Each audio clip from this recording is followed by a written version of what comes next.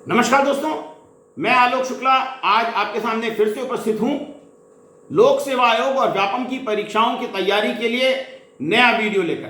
लेकिन आगे बढ़ने के पहले मेरी चैनल को सब्सक्राइब जरूर कर लीजिए और बेल आइकॉन भी दबा दीजिए ताकि आपको हर नए वीडियो का नोटिफिकेशन जल्दी से जल्दी मिलता रहे।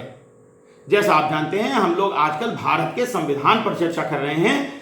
पिछली बार हमने भारत की संसद की संरचना के बारे में बात की थी। आज हम बात करेंगे भारत की संसद के कार्य संचालन के बारे में। शुरू करते हैं अनुच्छेद 99 से। ये शपथ के संबंध में है। प्रत्येक सदस्य को अपना स्थान ग्रहण करने के पहले राष्ट्रपति द्वारा इस हेतु नियुक्त व्यक्ति के समक्ष तीसरी अनुसूची में दिए गए प्रारूप में शपथ लेना अनिवार्य है। मैं नरेंद्र दामोदर दास मोदी, जो लोकसभा का सदस्य निर्वाचित हुआ हूं, ईश्वर की शपथ लेता हूं कि मैं विधि द्वारा स्थापित भारत के संविधान के प्रति सच्ची श्रद्धा और निष्ठा रखूंगा। मैं भारत की प्रभुता और अखंडता अक्षुण्ण रखूंगा तथा जिस पद को मैं ग्रहण करने वाला हूं, उसके कर्तव्यों का श्रद्धापूर्वक निर्वहन करूंगा। फिर अनुच्छेद 100 मतदान और गणपूर्ति के बारे में है। सभी प्रश्नों का अवधारण सभापति, अध्यक्ष या बैठक की अध्यक्षता करने वाले व्यक्ति को छोड़कर अन्य सदस्यों के बहुमत से किया जाएगा। मत बराबर होने की दशा में अध्यक्षता करने वाला व्यक्ति मतदान कर सकता है और उसका मत निर्णायक होगा। गणपूर्ति कुल सदस्यों की संख्या का 10वां भाग होगी। गणपूर्ति न होने की स्थिति में बैठक तब तक के लिए स्थगित की जाती है जब तक कि गणपूर्ति न हो जाए। फिर अनुच्छेद 101, कोई व्यक्ति संसद के दोनों सदनों का सदस्य नहीं हो सकता। यदि वो दोनों सदनों का सदस्य चुन लिया जाता है तो संसद विधि द्वारा किसी एक सदन का स्थान रिक्त करने के संबंध में उपबंध कर सकती है। इसी तरह से कोई व्यक्ति संसद और किसी राज्य के विधानमंडल दोनों का सदस्य नहीं होगा। यदि ऐसे व्यक्ति ने राज्य के विधानमंडल से विनिर्दिष्ट अवधि में त्यागपत्र नहीं दिया तो संसद में उसका स्थान रिक्त मान लिया जाएगा। निर्हरता से ग्रसित होने पर या सभापति या अध्यक्ष को संबोधित त्यागपत्र देकर जिसे सभापति या अध्यक्ष द्वारा स्वीकार कर लिया गया है, ऐसा होने पर भी उनका स्थान रिक्त हो जाता है। लेकिन यदि सभापति या अध्यक्ष को विश्वास हो जाता है कि त्यागपत्र ऐच्छिक नहीं है, जबरदस्ती दिलाया गया है या वो त्यागपत्र है ही नहीं, तो ऐसा त्यागपत्र वो स्वीकार नहीं करेगा। फिर बिना सदन की अनुज्ञा के यदि कोई सदस्य 60 दिन की अवधि तक संसद के अधिवेशन से अनुपस्थित रहता है तो सदन उसका स्थान रिक्त घोषित कर सकेगा। अनुच्छेद 102 में संसद सदस्य बनने की निर्हरताओं के बारे में बात है। संसद द्वारा एक्सेप्शन किए गए पदों को छोड़कर कोई अन्य लाभ का पद धारण करने पर अनुच्छेद 103 के अनुसार इस संबंध में राष्ट्रपति का निर्णय अंतिम होता है और राष्ट्रपति निर्वाचन आयोग के राय के अनुसार कार्य करने के लिए बाध्य है। तो यदि कोई शिकायत होती है कि कोई व्यक्ति लाभ के पद को धारण किए हुए है तो राष्ट्रपति पहले निर्वाचन आयोग को इसकी जांच करने के लिए भेजेंगे और निर्वाचन आयोग फिर जैसी राय राष्ट्रपति को देगा उसके अनुसार राष्ट्रपति कार्यवाही करेंगे। और अगर निर्वाचन आयोग ने कहा कि वो लाभ के पद पर हैं और उनको अयोग्य करार दिया जा सकता है तो राष्ट्रपति उन्हें अयोग्य करार दे सकते हैं। फिर सक्षम न्यायालय द्वारा विकृत चित्त घोषित किए जाने पर भी किसी व्यक्ति को निर्हरता मान लिया जा सकता है। अगर कोई व्यक्ति भारत का नागरिक न रह जाए या किसी अन्य देश की नागरिकता ग्रहण कर ले तो भी वो व्यक्ति जो है वो संसद का सदस्य बनने के लिए निरर्हर हो जाएगा। और संसद द्वारा बनाई गई विधि के अंतर्गत भी कोई निर्हरित हो सकता है। उदाहरण के लिए अभी जो हाल में राहुल गांधी जी के बारे में बात हुई थी कि अगर कोई व्यक्ति ऐसे किसी अपराध से दंडित किया जाता है जिसमें उसको 2 वर्ष या उससे अधिक का कारावास मिलता है, तो वो संसद सदस्य नहीं रह जाएगा, उसके लिए वो डिस्क्वालीफाई हो जाएगा। राहुल गांधी जी को इसी प्रकार से डिस्क्वालीफाई किया गया था। अनुच्छेद 104 कहता है कि निर्हरित होने पर या शपथ लेने के पहले संसद की बैठक में भाग लेने वाले व्यक्ति को शास्ति अधिरोपित की जा सकती है, जो 500 रुपए प्रतिदिन की हो सकती है। अनुच्छेद 105 संसद सदस्यों के कुछ विशेषाधिकारों के बारे में है, और ये सबसे महत्वपूर्ण वाक स्वातंत्र का विशेषाधिकार है कि किसी सदस्य द्वारा संसद में या संसद की समिति में कही हुई किसी भी बात पर न्यायालय में कोई कार्यवाही नहीं की जा सकती। इसी प्रकार संसद के किसी प्रतिवेदन या कार्यवाही में किसी व्यक्ति के विरुद्ध कही गई बात पर न्यायालय कार्रवाई नहीं कर सकता। संसद की समितियों की शक्तियां संसद द्वारा निर्धारित की जाती हैं। फिर जिन व्यक्तियों को संसद में या समितियों में बोलने का अधिकार है, उन्हें भी वाक स्वातंत्र के संबंध में वही अधिकार हैं जो कि संसद के सदस्यों को हैं, भले ही ऐसे व्यक्ति संसद के सदस्य न हो। फिर अनुच्छेद 106 संसद के सदस्यों के वेतन भत्तों के बारे में है, और ये कहा गया है कि ये वेतन भत्ते संसद द्वारा निर्धारित किए जाएंगे। अब हम बात करेंगे संसद की सबसे महत्वपूर्ण कार्यवाही की। संसद का काम है कानून बनाना, तो इसलिए हम विधायी प्रक्रिया की बात करते हैं। अनुच्छेद 107 विधेयकों के बारे में है कि विधेयक कैसे पुनः स्थापित होते हैं, मतलब किस तरह से सदन में लाए जाते हैं और कैसे व्यपगत हो जाते हैं, किस तरीके से वो लैप्स हो जाएंगे। तो इसमें कहा गया है कि धन और वित्त विधेयकों के संबंध में अनुच्छेद 109 और 117 के प्रावधानों के अलावा यदि कोई विधेयक प्रस्तुत किया जाता है तो वो संसद के किसी भी सदन में प्रस्तुत किया जा सकता है। दोनों सदनों से पारित होने के बाद ही विधेयक पारित माना जाता है। सत्रावसान में विधेयक व्यपगत नहीं होता है, लेकिन लोकसभा के विघटन से राज्यसभा में लंबित ऐसा विधेयक भी व्यपगत नहीं होता है जिसे अभी लोकसभा ने पारित नहीं किया है। परंतु लोकसभा में लंबित विधेयक या लोकसभा द्वारा पारित विधेयक जो राज्यसभा में लंबित है, वो लोकसभा के विघटन से व्यपगत हो जाता है। अब अनुच्छेद 108 में हम संयुक्त बैठक की बात करेंगे। ये कब बुलाई जाती है? पहला, यदि कोई विधेयक एक सदन ने पारित कर दिया और दूसरे ने अस्वीकार कर दिया। दूसरा, यदि दोनों सदन विधेयक के संशोधनों पर सहमत नहीं है। और तीसरा, यदि किसी सदन ने दूसरे सदन से विधेयक प्राप्त होने के बाद 6 मास से अधिक समय बीत जाने पर भी उसे पारित नहीं किया है, तो राष्ट्रपति उस विधेयक पर विचार करने के लिए दोनों सदनों की संयुक्त बैठक बुला सकेगा। लेकिन यह बात धन विधेयकों पर लागू नहीं होती है। अब हम धन विधेयक क्या है इसको समझने की कोशिश करते हैं। अनुच्छेद 110 में धन विधेयक की परिभाषा दी हुई है। तो अनुच्छेद 110 ये कहता है कि धन विधेयक क्या है। पहला, किसी कर का अधिरोपण, उत्सादन, परिहार, परिवर्तन या विनियम। दूसरा है भारत सरकार द्वारा धन उधार लेने या कोई प्रत्याभूति देने का विनियम अथवा भारत द्वारा अपने ऊपर ली गई या ली जाने वाली किन्हीं वित्तीय बाध्यताओं से संबंधित विधि का संशोधन। फिर भारत की संचित निधि या आकस्मिकता निधि की अभिरक्षा, ऐसी किसी निधि में जमा करना या उसमें जमा धन निकालना। फिर भारत की संचित निधि में से धन का विनियोग, किसी व्यय को भारत की संचित निधि पर भारित व्यय घोषित करना या ऐसे किसी व्यय की रकम को बढ़ाना। ये भारित क्या होता है, अभी थोड़ी देर में हम लोग इसकी चर्चा करते हैं। भारत की संचित निधि या भारत के लोक लेखे के मध्य धन प्राप्त करना अथवा ऐसे धन की अभिरक्षा या उसका निर्गमन अथवा संघ या राज्य के लेखाओं की संपरीक्षा। और फिर उपखंड क से उपखंड च में विनिर्दिष्ट किसी विषय का कोई आनुषांगिक विषय।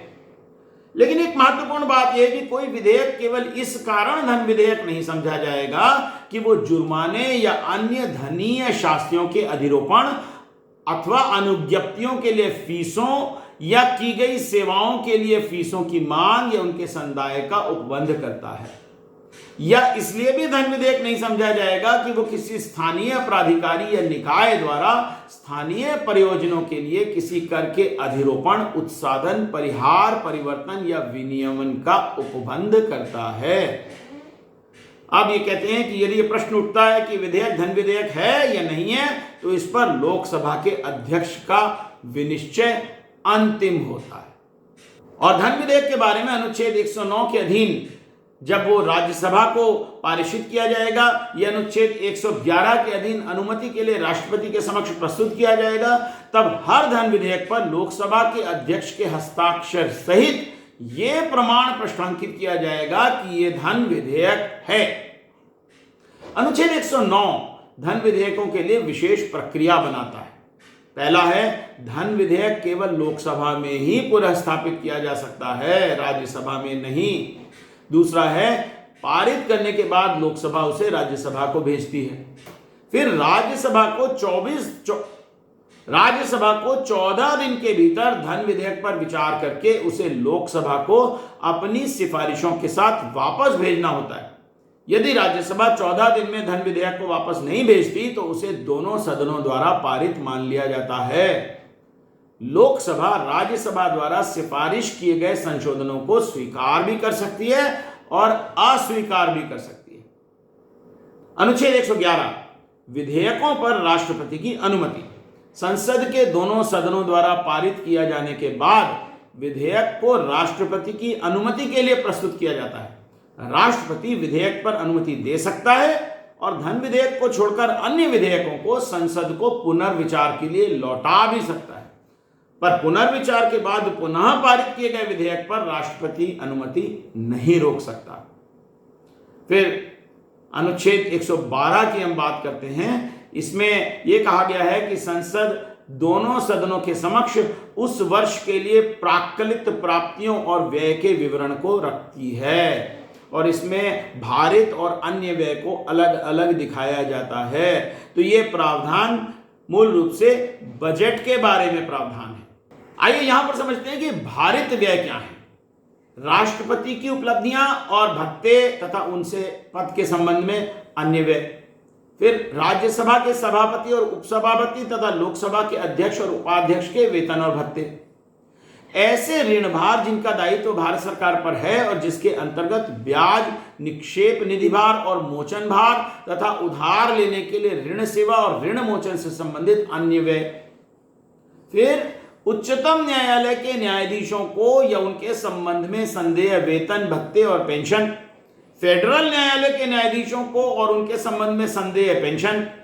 उच्च न्यायालय के न्यायाधीशों को या उनके संबंध में दी जाने वाली पेंशन जो भारत के राज्य क्षेत्र के अंतर्गत किसी क्षेत्र के संबंध में अधिकारिता का प्रयोग करते हैं या जो भारत डोमिनियन के राज्यपाल वाले प्रांत के अंतर्गत किसी क्षेत्र के संबंध में इस संविधान के प्रारंभ से पहले किसी समय अधिकारिता का प्रयोग करते थे।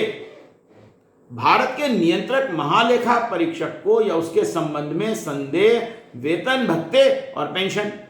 किसी न्यायालय या मध्यस्थम अधिकरण के निर्णय, डिक्री या पंचाट की तुष्टि के लिए अपेक्षित राशियां और कोई अन्य व्यय जो इस संविधान द्वारा या संसद द्वारा विधि द्वारा इस प्रकार भारित घोषित किया जाता है।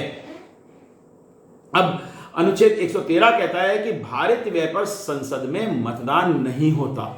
दूसरा महत्वपूर्ण बिंदु यह है कि किसी भी अनुदान की मांग को सदन के समक्ष राष्ट्रपति की सिफारिश पर ही रखा जा सकता है। इसलिए बजट को संसद में प्रस्तुत करने के पूर्व राष्ट्रपति की सिफारिश अनिवार्य है। अनुच्छेद 114 यह प्रावधान करता है कि अनुदान की मांगों के पारित हो जाने के बाद लोकसभा में विनियोग विधेयक प्रस्तुत किया जाता है और विनियोग विधेयक के अनुसार ही भारत की संचित निधि से धन निकाला जा सकता है, अन्यथा नहीं। अनुच्छेद 115 आवश्यक होने पर अनुपूरक बजट प्रस्तुत करने का प्रावधान करता है। इसी तरह से अनुच्छेद 116 लेखानुदान आदि के संबंध में प्रावधान करता है।